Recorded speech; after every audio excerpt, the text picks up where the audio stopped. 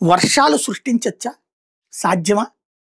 ఒకప్పుడు మా పురాణాల్లో రాముడు, కృష్ణుడు, అర్జునుడు వీళ్ళు వారుణాస్త్రం వాడితే వర్షాలొచ్చేయి, నీళ్లు పడేయి అని చెప్పేవాళ్ళు. ఇవాల్టి రోజున అది సాధ్యమా అంటే మేఘమదనం.